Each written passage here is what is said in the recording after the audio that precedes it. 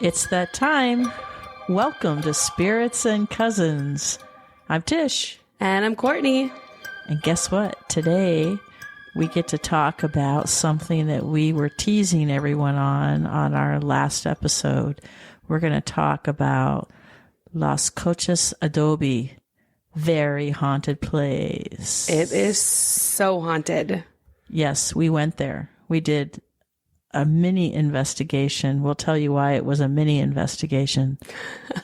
But first, let's talk about what we're drinking, Court. I have my good old standby of Buffalo Trace. One of these days, I'm going to get on that bourbon trail and go there in person. I want to go there in person, too. I think we need to do a haunted bourbon trail. That would be fun. I think so, too. I am not drinking bourbon today.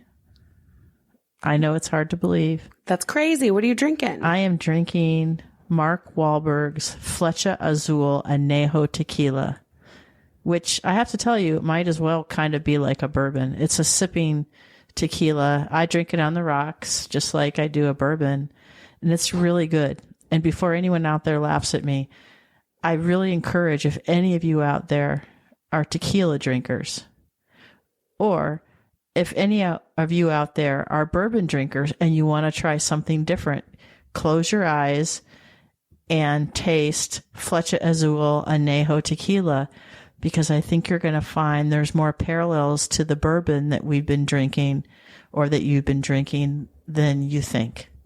So it's really good. I really like it, and I am definitely going to have it again. Have you had Casamigos? I have. I would say that it's more hype than anything. Okay. I've had the Añejo. I will tell you that the Reposado is probably the best out of that whole line. And I think if you compare it across all the different celebrity tequilas, it's good. You know how you have like good, better, best? It's good. It's definitely better than Cabo Wabo, but I think you're paying a lot just because it's the cool tequila. Mm-hmm. I will tell you by far this Flecha Azul is 10 times better. And I'll give you a sleeper out there for those of you that are tequila drinkers. And that is Michael Jordan has a tequila. It's called Cincoro. Cincoro. It is a fantastic tequila. The Reposado tastes like an Añejo, and it's fantastic. It cost about $90 for a bottle. I have taken that 3 times to tequila tastings where everyone has to bring a bottle of tequila. Mm-hmm. All 3 times out of 40 plus tequilas, it's won. Wow. As the number 1 tequila. People rank it and you get points and you kind of score the tequilas. It's gotten number 1. I didn't even know that he made tequila. And trust me, there are more than 40 celebrity tequilas out there. Most are made by just a few different distilleries, and most aren't that great. His is very, very, very good. On a scale of 1 to 10, I would give it a 10, a 9 or a 10. Anyway, that's the spirits that we're drinking and a little bit about tequila. So let's talk about Las Coches Adobe. Courtney, where is it located? It is located off of Highway 101 in Soledad. And Soledad is, guess what? It's about an hour south of Monterey. And it's an agricultural part of California, the Central Coast.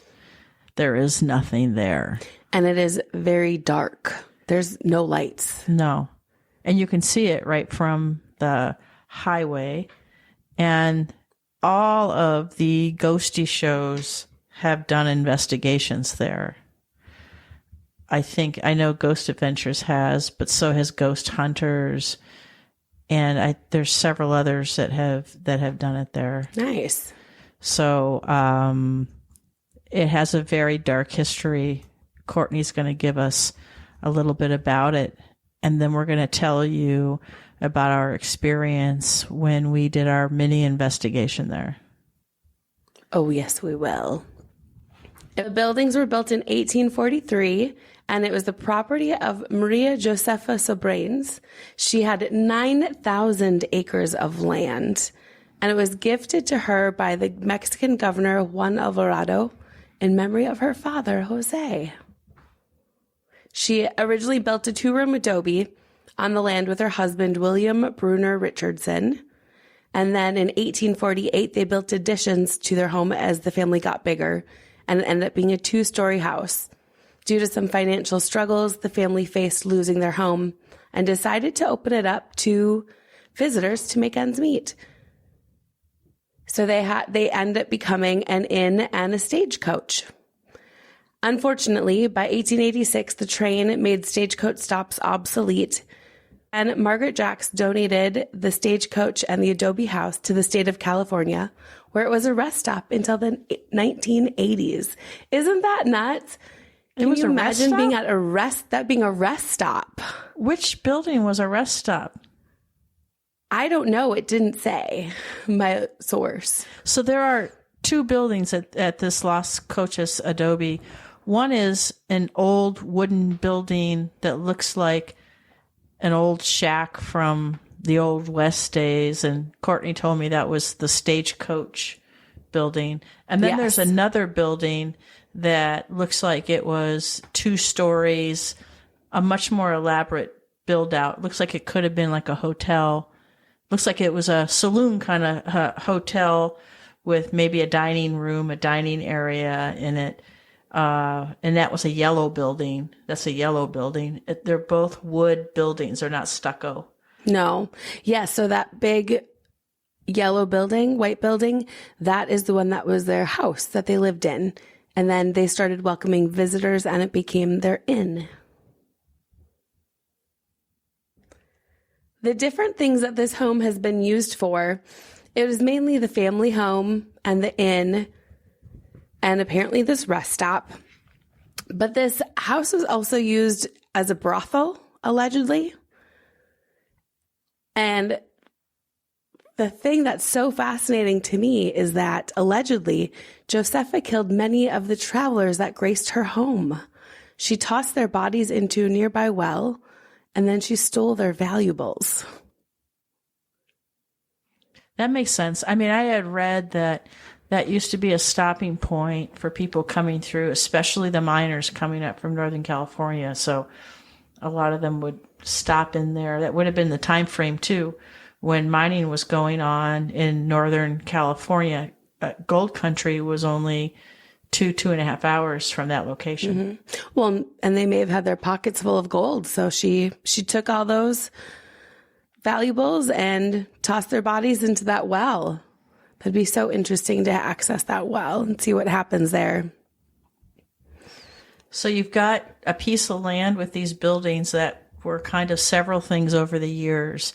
But one thing that land has in common is that there was a lot of pain, suffering, and death there. A lot. It's not just as simple as she just killed the travelers and tossed their bodies in the well. There's much more to this story than this is very simplistic information. Rumor has it some famous outlaws such as Three Finger Jack and Joaquin Moreta, they may have also helped Josefa with these murders. And these men were famous outlaw banditos, and Joaquin Moreta is actually known as one of the #1 killers in California's history. I did not realize that he was so close to this Central Coast area. And so it's not just about Josefa and what she did, but then in addition, more than 30 miners died nearby in a mining accident. So this house and stagecoach and land are so rich with tragedies and all these spirits still hanging around. Well, they say that the miners, you can still hear the miners screaming and yelling for help or on the property. Was the mine that nearby? I think the mine was nearby the property. I think so too. I didn't immediately see information about that, but I do believe it was close by. Great. So all of this put together with the fact that all of these TV series have been out there to investigate really is what prompted us to go out there, especially since it was only about 45 minutes from where we are. So we decided to go out there for an investigation. You can't always control the weather. And we went out there early March. I think it was March 3rd, something like that. And we get out there, and as soon as we get out there, the wind, well, first of all, we drive up, and it's the exact same fence and everything that we saw on Ghost Adventures. It was. It was. And it was chained. Okay, picture this, everyone. It's one of those, like, cattle gates, that you pull open, like, and it's got one chain around it with, like, 8 locks. And I'm like, why would you have 8 locks around with one chain on the fence? And we get there and we get out, and pretty quickly it became really super cold, super windy, and I don't feel the same things that Courtney feels, but the first thing I felt was just grief, and it got dark really fast. And I was sitting there trying to get our equipment up and going, and you could just feel it whistling and the wind blowing. And we both knew that we were definitely in for something there. And Courtney had said, there's just a ton of energy. There's all sorts of stuff going on here. And we actually did a video recording of this we're going to put up on Instagram and on YouTube, so you can check it TikTok. out. Yeah, you can check it out on there. But that's kind of the setup as we got there, and it all of a sudden became dark, windy, and then it started to rain. So we got back in the car for a little bit. We did, but not before we got some video, and not before Courtney started to have some conversations and really got some feelings around who was there and what was there. And so I'm going to turn it back over to Courtney to kind of tell us what you initially felt. Now, let me give you some timelines and logistics. We got there. We spent about a half hour, and it started raining so hard we decided to go into town for a little bit. Now, I say go into town, Soledad. It is small, and there's not much there. So we went into town, grabbed a bite to eat, and came back out again later in the evening. So kind of part one is being there for probably about 30, 40 minutes. And Courtney's going to give you her initial feelings and what we could feel, see, what I was able to videotape. And then we're going to talk about what happened after we had some dinner, something to eat, and came back. Because that's where it got kind of very active with a whole bunch of stuff going on. It got way more active. So we initially wanted to go there when there's a little bit of daylight, so we could just scope out the area, see what it looked like, what it felt like. And when we got there, it just was very foreboding. It was dark, but dark not meaning like horrible, but dark, a lot of sadness, disappointment, frustration, fear, anger, of course. It was pretty heavy, but it wasn't incredibly uncomfortable by any means. And so we hung out. We're checking out the area and just talking about it, seeing what we thought the buildings were, what the areas were, maybe where the well was. I felt this incredible fear come over me. hit me right in the heart. And I just knew that there was at least one man who'd been tortured there. And I could feel and sense him holding the front door closed in order to hopefully block someone from coming in, and just yelling, "No, stop." And there's not much he could do. So there's a lot of torture that had happened on those lands. And I don't believe the torture was just in what Josepha allegedly did. There are other things that were happening on this land also from its history. I believe it may have been some type of a burial ground. But you said that whatever you're feeling in the man that was being tortured was trying to prevent anyone from getting through the door. So that wouldn't be Indian. That would probably be something else. Do you remember that? Oh yeah. So what I was saying is that I could sense a man there who was holding the door closed, and he had been tortured. And the person trying to get in was trying to torture him and everyone else in that space. There were a lot of spirits in that space who were incredibly fearful. And he just kept saying, "Stop, stop." He did not want anyone coming in that space. It was incredibly heavy. Well, you kept talking about it the whole night because Yeah. you said he was screaming and crying, and He was, and he knew he wasn't going to get away. It was, that was difficult to be sitting in. So, but it wasn't just the spirits that Josepha had allegedly killed that were hanging out. It was other spirits also that are hanging out. The miners, for example. And I also believe there are some native burial grounds right there too. As we were watching, it was getting darker, but not too dark yet. And then it started raining. So that's when we decided to go to dinner and get a break and then come back as it got darker out. So as it got darker out and we went back, it became even more active there. it was crazy. I felt like it was Halloween or something. Yeah. Things were flying back and forth. And again, for everyone that's listening, Courtney is everything. She's a medium. She's an empath. She does energy work. I don't have much. I can sometimes feel, an energy. I can kind of feel when something feels heavy. I can't usually see or feel much else.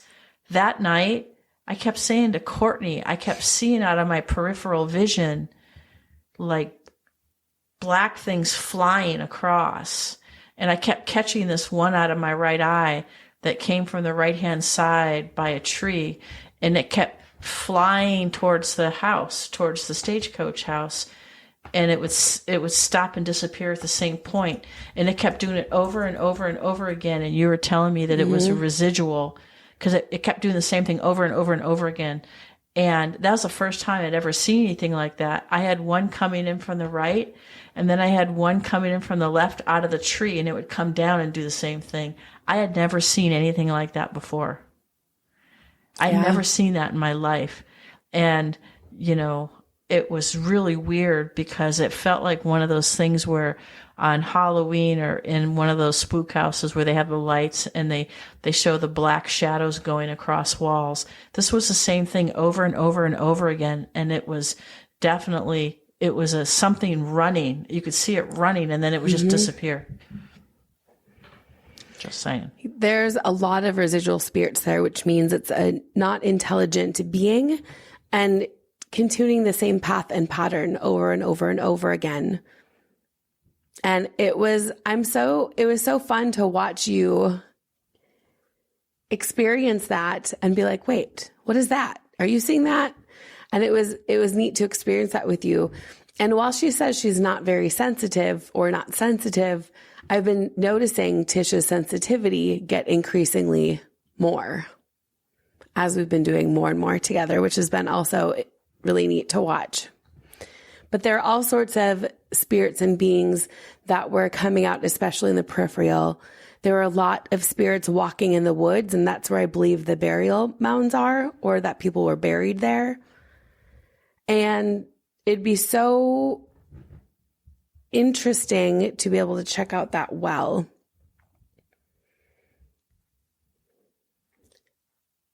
You felt a lot of things there. Again, this is a layman, so I'm not an experienced expert, and Courtney can probably explain what was going on when I share what I felt and what I saw, because this is what most of our listeners are going to want to know. I definitely felt grief and desperation, and just like scared shitless. I felt that. And then there were times when I felt waves of just pure evil. And they were two different feelings. It was like, I did feel like there were people there that were tortured, that felt tortured, or they felt like they had nowhere to go and they knew they were going to die, like you said earlier. Mm-hmm. But then you'd feel a presence of, you just feel evil. Yep. And they were completely different feelings. And there were a few times where, like, the hair on the back of my neck stood up, and it wasn't from the people that were afraid and running. It was from the feeling of evil. And I told you this, and I know that some of you are going to laugh at this, but it was like the only time that I can remember where we were standing there, and I felt like I was in a horror movie where something was going to pop up in my face, something bad. I know that wasn't going to be the case, but you always felt like something. Did you not feel like something was watching us? Oh, I absolutely did. Absolutely. There's so much going on, but also it was raining out. It was dark. The sky was so gray and cloudy. You said that rain. The whole atmosphere of what was happening also really increased the creepiness of this space. You said that rain is a conductor for even more energy. Mm-hmm. So can be. So did you feel that? Like, can you feel things like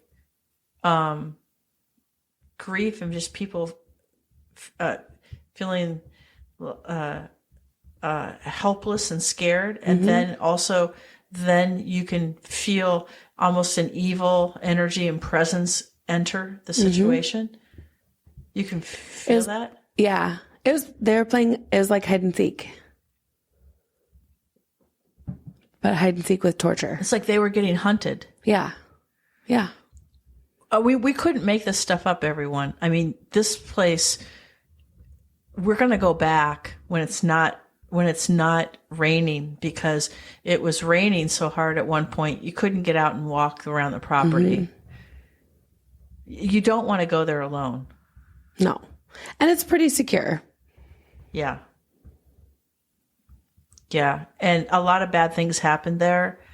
And I think one of the things that Courtney wants to do is spend more time there so she can see if she can help some of the spirits and souls that are there. Yeah. Help them not be earthbound. But that place is not for the faint of heart. I said that when we were there. It's the real thing. You should not go there unless you know what you were doing. We got back, and Courtney did not feel comfortable. She made us both go outside. I did.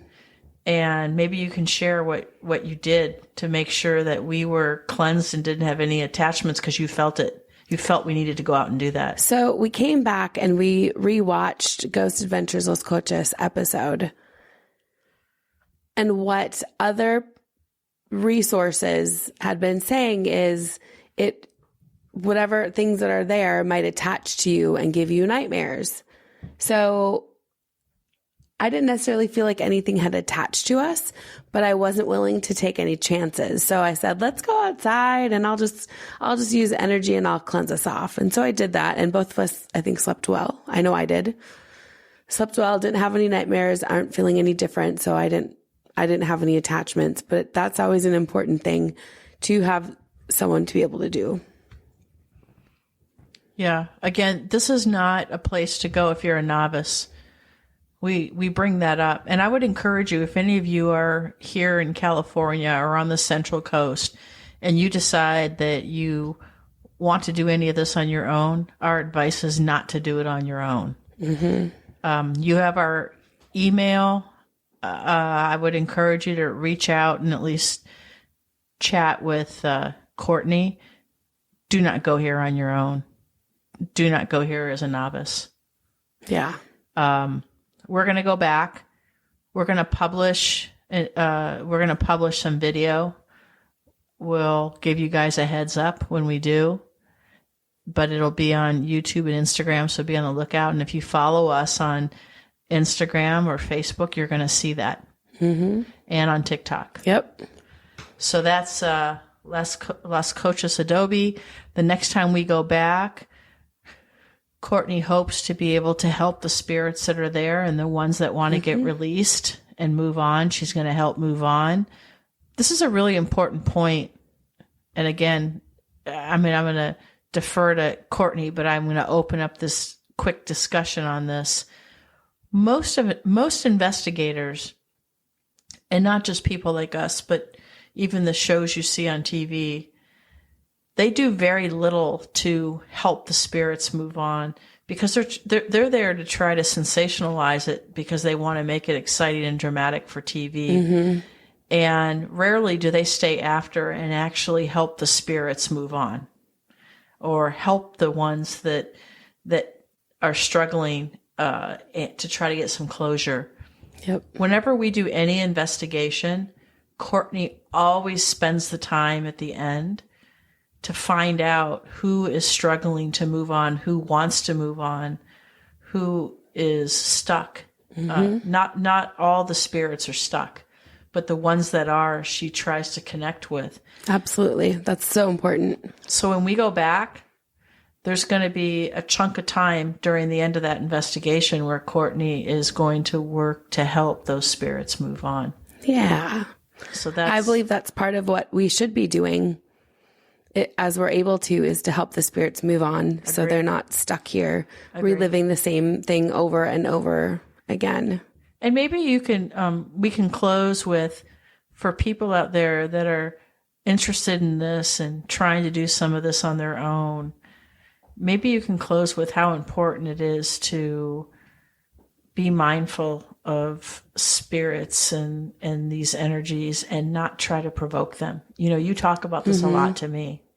I do. I think provoking spirits is incredibly disrespectful. We are going into their home, their space. And I go in with the thought of it's more of a collaboration. It's not entertainment. It's not for dramatic value. I'm going in to see what their lives are like or were like and how I can help support them in any closure that they need in order for them to be able to move on.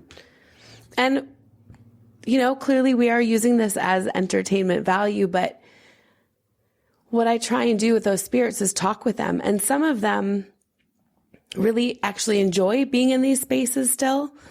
And that is always something to negotiate. And some want to move on. And that's where it's important that we all work together to make whatever decision is the best. Good advice. Many of these shows will yell at the spirits and provoke them and threaten them and accuse them. And that really isn't the right way to go about it, for sure. No, you wouldn't want someone coming at you like that. Right. And so why would you do anything different with a spirit energy? Well, I can tell you, Courtney, that I certainly wouldn't want to do any of that at Las Coches Adobe. I mean, I got in the car, and Courtney will tell you, I got in the car, and the first thing I did was make sure all the doors were locked and everything, because I just felt like there were things around there, even though I couldn't see them. There were things there. There was spirits and energy there, or whatever. And I certainly felt there was negative energy there as well. So we'll be going back. We will. And just to give you all a preview, there's some other investigations we're going to be doing this season Courtney, I know that you have some on your list. I have so many on my list. You want to share a few of them? Well, a cool one that we're currently working on doing is Del Monte Hotel, which is part of the postgraduate school over here in Monterey. Yeah. And I'm so excited about that one. It is a fantastic place, and I can't wait to dive more into that one. We're going to do the Big Sur Lighthouse this year. Mm-hmm. I think we're going to try to do Doc Ricketts' lab there on Cannery Row. Ed Ricketts and Steinbeck were there. Yep. You're going to do some others around Stokes Adobe. Yeah, if we can get in, that'd be amazing. That's just around here. In the meantime, we'll share when Courtney does investigations for others.